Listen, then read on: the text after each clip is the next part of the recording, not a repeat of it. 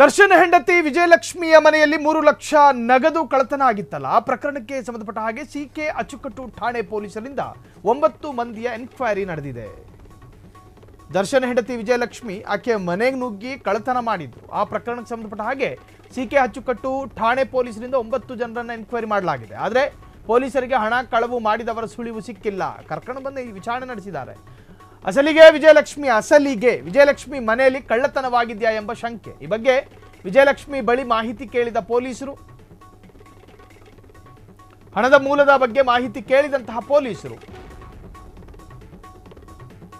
ಹಣವನ್ನ ಯಾವ ಕಾರಣಕ್ಕೆ ಮನೆಯಲ್ಲಿ ಇಟ್ಕೊಂಡಿದ್ರಿ ಅಂತ ಹೇಳಿ ಕೇಳಿದ್ದಾರೆ. ನೋಡಿ, ವಿಜಯಲಕ್ಷ್ಮಿ ಮನೆಯಲ್ಲಿ ಕಳ್ಳತನ ಆಗಿತ್ತು. 3 ಲಕ್ಷ ನಗದು ಕಳ್ಳತನ ಪ್ರಕರಣ.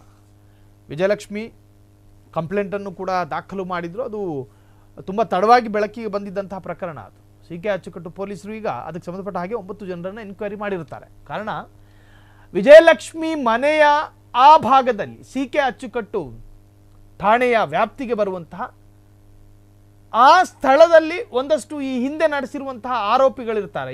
ಇದೇ ಥರದ ಪ್ರಕರಣಗಳಲ್ಲಿ ಆರೋಪಿಗಳಾಗಿರುವಂಥ ಒಂದಷ್ಟು ಜನ ಇರ್ತಾರೆ. ಅವ್ರನ್ನ ವಿಚಾರಣೆಗೆ ಒಳಪಡಿಸೋದು ಸ್ವಾಭಾವಿಕ.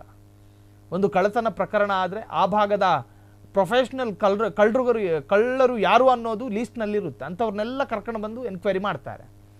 ಸೊ ಆ 9 ವಿಚಾರಣೆಯಲ್ಲಿ ಸುಳಿವು ಸಿಕ್ಕಿಲ್ಲ. ವಿಜಯಲಕ್ಷ್ಮಿ ಮನೆಯಲ್ಲಿ ಕಳ್ಳತನ ಆಗಿದೆ ಅನ್ನೋದಕ್ಕೆ ಯಾರು ಒಪ್ಪಿಕೊಳ್ಳೋದಕ್ಕೆ ತಯಾರಿಲ್ಲ.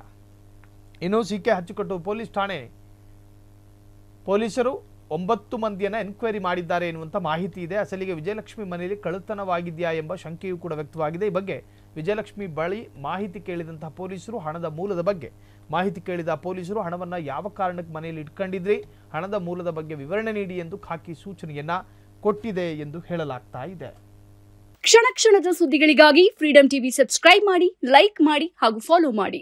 ಹೊಸ ಸುದ್ದಿಗಳ ನೋಟಿಫಿಕೇಶನ್ಗಾಗಿ ಬೆಲ್ ಐಕಾನ್ ಮೇಲೆ ಕ್ಲಿಕ್ ಮಾಡಿ.